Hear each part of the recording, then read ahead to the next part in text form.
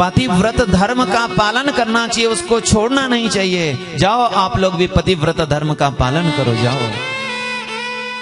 भगवान गोपियों से कहने लगे, गोपियों की जो आशा है वह मानो निराशा में बदल गई है। गोपियों के आंखों से आंसू की धारा निकल पड़ी है और धैर्य धारण करके गोपियों ने एक गीत गाया है जिसे प्रणय गीत कहते हैं। मैवं विभोरति भवान गदितुं नृशंसं संत्यज्य सर्व विषयांस्तव पादमूलम्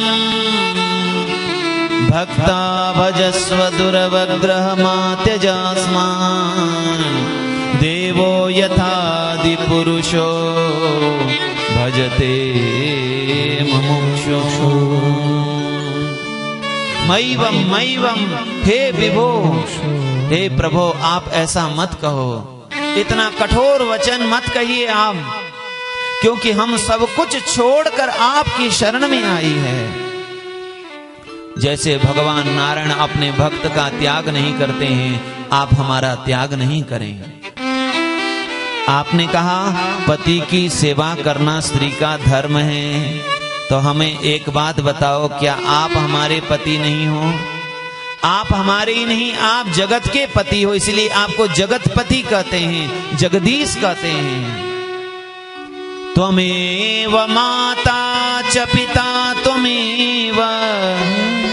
त्वमेव बंधुश्च सखा त्वमेव विद्या द्रविणं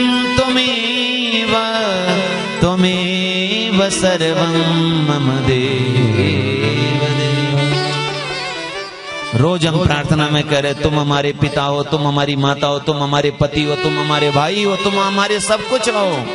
संसार में एक व्यक्ति से हमारा एक संबंध है, पर भगवान से हमारे सारे संबंध है। वो जगत का पति है, तुम हमारे भी पति हो। अब गोपियों ने एक उदाहरण दिया, प्रभु आपने कथा हमें सुनाई, अब हम एक कथा आपको सुनाते हैं, आप ही बताइएगा हम गलत कर रही हैं या सही कर रही हैं, धर्म कर रही हैं या अधर्म कर रही हैं। भगवान ने कहा सुनाओ, तो गोपियों ने एक कथा सुनाई। एक पतिव्रता स्त्री जो अपने पति की सेवा करती, पति को खिलाने के बाद खाती, पति को सुलाने के बाद सोती। एक बार की बात है, उस पतिव्रता स्त्री के पति को कहीं बाहर जाना पड़ा, विदेश जाना पड़ा, दूसरे राज्य में जाना पड़ा, दूसरे देश में जाना पड़ा। पति और पत्नी आपस में बात कर रहे हैं। पति ने कहा मुझे तो जाना पड़ेगा, बहुत जरूरी जाना पड़ेगा। पत्नी ने कहा आप चले जाएंगे तो मेरा जो व्रत है, मेरा जो नियम है, मेरा जो धर्म है, ये कैसे बना रहेगा। तो पति को एक युक्ति सूझी। पति ने कहा जब तक मैं वापस ना आऊं तब तक मैं तुम्हें एक मिट्टी की मूर्ति दे दूंगा, अपनी ही एक मिट्टी की बनाई हुई मूर्ति दे दूंगा, और जब तक मैं ना आऊं तब तक तुम उस मिट्टी की मूर्ति में मेरी सेवा करना। मेरी मिट्टी की मूर्ति को भोग लगा करके पाना, मेरी मिट्टी की मूर्ति को सुलाकर सोना। तुम मेरी मिट्टी की मूर्ति की पूजा करके तुम अपना पतिव्रत धर्म का पालन करो, और मैं अपने धर्म का पालन करने के लिए कहीं बाहर जाऊं, कुछ धन अर्जित करना है परिवार के लिए। तो पतिव्रता स्त्री ने यही किया। वह पति की सुंदर जो बनाई हुई मूर्ति है उनकी सेवा कर रही है। पति तो चले गए हैं, उनको भोग लगाकर पाती है, उनको सुलाकर सो जाती है। ऐसा चलता रहा। जब तक पति परदेश रहे तब तक वो रोज यही करती रही। एक दिन की बात है, बहुत समय बाद पति जब परदेश से लौट करके आया, उस समय वह पतिव्रता स्त्री अपने घर के भीतर अपने मिट्टी की मूर्ति वाले जो पति थे उनकी सेवा कर रही है, उनकी चरण सेवा कर रही है। मिट्टी की मूर्ति के जो पति है उनकी चरण की सेवा कर रही है, और जो पति है जो विदेश गया था वो दरवाजे पे आकर दरवाजे पे कह रहा है मैं आ गया हूं। अब वो पतिव्रता स्त्री क्या करे, आप लोग बताओ। गोपियों ने कहा प्रभु आप बताइए उस पतिव्रता स्त्री को क्या करना चाहिए।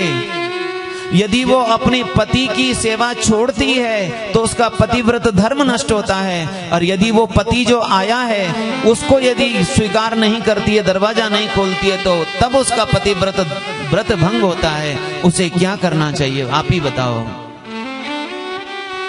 तब भगवान ने कहा बड़ी सरल बात है। अरे ये जो मिट्टी का जो पति था ये तो तब तक के लिए था जब तक वो असली वाला पति नहीं आ गया। अब असली वाला पति आ गया है तो अब मिट्टी की मूर्ति जो पति है, मिट्टी का जो पति है, अब उसको छोड़ने से कोई पाप नहीं लगेगा, उसके छोड़ने से कोई तुम्हारा पतिव्रत धर्म नष्ट नहीं हो जाएगा, क्योंकि असली पति अब आ गया है। जब असली पति सामने हैं तो उनका स्वागत करना चाहिए उस पतिव्रता को। गोपियों ने कहा प्रभु हम भी तो यही कह रहे हैं, संसार के जो पति हैं ये मिट्टी के पति हैं, पांच भौतिक से बने हुए पति हैं, ये कुछ समय के लिए हैं, और आप सदा सदा के पति हैं। जब आप सामने आ गए हो तो आप हमें मिट्टी के पतियों के पास क्यों भेज रहे हैं। अब आप लोग घर जाके अपने पतियों से नहीं कहना तुम तो मिट्टी के पति हो। हाँ, अब तुमसे हमारा कोई लेना देना नहीं है, अब तो हमको असली पति मिल गया है। नहीं, तब बोलना जब असली पति मिल जाए, जब वो सामने हो। श्री वृंदावन बिहारी लाल की जय।